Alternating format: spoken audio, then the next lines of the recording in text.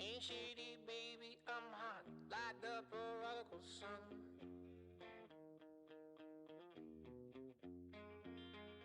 Big up Battolini, Mini, Money, Mo, and Flower, you're the chosen one.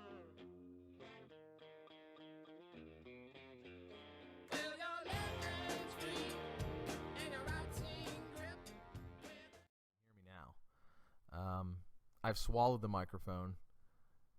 Insert blowjob joke here. So if you can't hear me now on this motherfucker, then I don't know what to do. Anyways, this is a new show because new type of show, new format for today. Instead of me just rambling on about Cruton and Florida State related shit, I actually have a guest, a very, very enthusiastic guest. He kind of comes from the other side of the tracks. He's not a Florida State fan, and you even have a team you're a fan of? He doesn't really have a team he's a fan of, but he has a certain conference he roots for, and he'd like to get on and talk a little bit about the SEC. Why was it a down year for them? Maybe a little recruiting talk in there, what the 2017 landscape looks like for the SEC. So I'm going to have Jim Bob Cruder hop on here for a minute and just let him say his piece. So without further ado, let me hand the mic over to Jim Bob. Hi, how y'all doing? It's Jim Bob Cruder. I'd like to talk a little about the SEC. Now, I like to talk about what I like to call a down year for the SEC. Now, I realize that every team besides Bama only had 4 losses. But what had at least 4 losses. Is that right? Yeah, that's right. Okay. Well, what most people don't know is there's this thing called SEC math. And what you got to do is go back and look at those teams with 4 more losses and see how many of those losses were in conference. Because as any knowledgeable SEC fan knows, an SEC loss is really only half a loss outside the conference. So, for instance, let's say Auburn went 8-4, I believe, in the regular season. 2 of those losses, this is hypothetical, I don't know, but 2 of those losses, let's say, were SEC losses. Well, that's really half a loss each. So that's 1 loss. So instead of being 8-4 in the SEC, they're really 9-3. So you get what I'm saying? So as much as people like to say the SEC had a down year, they haven't done the SEC math. All right? It adds up. Trust me. Now, on a negative note, I'd like to talk a little bit about the quarterback play in the SEC. What's going on? We get the best players at every single position. We're the best conference in the history of conferences, football or otherwise, and we can't get good quarterback play. Did you see Jalen Hurts throw that ball? Hell, it hurt me to watch it. So it's no surprise that these pundits and so-called experts want to say the SEC had a down year. Look at the people throwing the rock. Hell, Tebow had a better motion than some of these guys, and I love me some Tebow. Love me some Tebow. Quarterback play has to improve if the SEC wants to go from SEC OND to first. Quarterback play has to improve. All right, moving on to the national title game.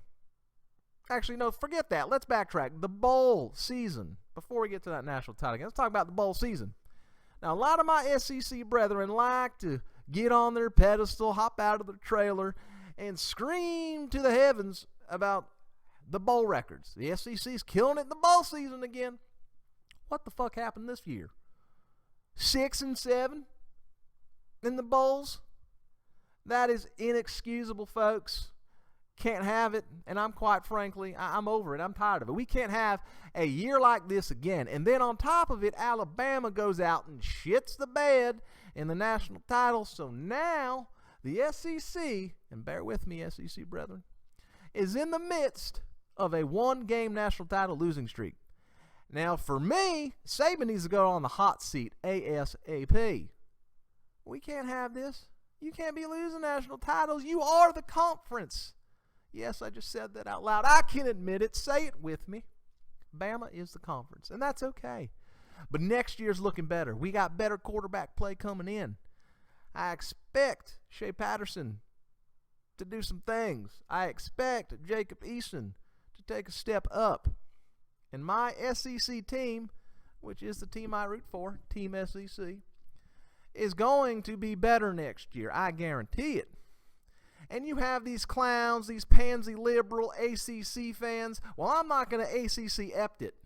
I'm not going to accept that clown of a conference to be called the number one conference for any particular season. I don't care if they went 17-9 at a conference during the regular season, and if they went 9-3 during bowl season, don't matter. They are beneath us. And I've heard them break out with ACC chants at some games. So what are you trying to do, folks? You can't be us. We're the only conference with a chant. Have you not seen our basketball games? The running billboards on the sideline says it. We are the only conference with a chant. And frankly, it just means more. Jim Bob, you all right? You're losing a little bit. You doing all right? I'm doing fine. You don't mind me. Sit over there with your garnet and gold and all that. I don't even want to get into it. All right. I'm sure you've heard the criminal joke of Timer 1000. Just sit over there. Jim Bob's going off now. What's some other topics? 2017, I talked about the quarterback play could improve. I guess I'd like to talk about one other thing that's near and dear to my heart, and that's Timothy Richard Tebow. How is this guy not in the NFL right now?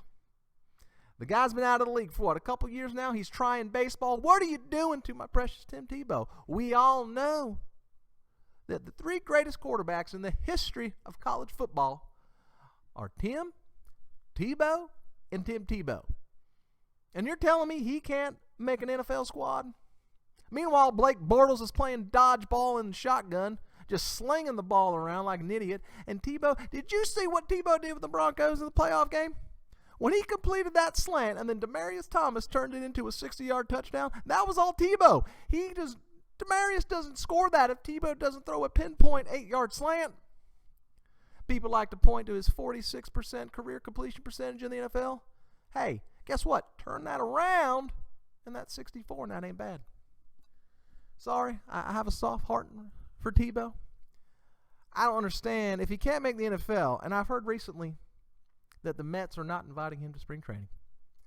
Apparently, he hit 194 in the Arizona Fall League. Well, of course he did. He's devastated that he's not playing in the NFL. And so how he's going to hit a 95-mile-an-hour baseball if he's just emotionally drained? He put all his energy and effort into being a great football player. Now he has to play in the Arizona Fall League and quite frankly not look good doing it. But someone start a GoFundMe account. Let's get Tebow back in the NFL somehow, some way. Thank you. I just don't know where else to go with this. There's so many things I want to get off my chest. I guess ACC-SEC rivalry weekend. Lost it again, 1-3. Kentucky beat Louisville. That's the only team in the SEC to win that rivalry weekend. What is going on? This is not the SEC I grew up to know and love. The SEC, for me, was always a power. They were like a world power, all right? Similar to Nazi Germany, all right? Nazi Germany in their heyday would just rain thunder on everybody. Poor old Poland would get fucked up. That's what the SEC did. They would land on the beach of whatever conference and just tear them a new asshole. Now, don't get me wrong, I'm not a fan of Nazis, but I am a fan of power, and I want the SEC to get the power back. They lost it, they need to get it back. And it makes me sad inside. It makes me sad. Now, the recruiting season. I guess I will talk a little recruiting. It is that time of year. Surprise! The SEC has the number one class in the land. That's Bama, in case you didn't know. Other than that, you can see SEC teams littered up and down the top 25. This is what we do. Now, Ole Miss, I don't know what's going on there. Number 47, as far as recruiting rankings go. I know they got in trouble. Their bagmen have got caught. But all right, well, I got to go. Bye-bye. Thank you for listening. If you're a first-time visitor, please feel free to subscribe. And this has been another FSU Semi-cast. I'm out.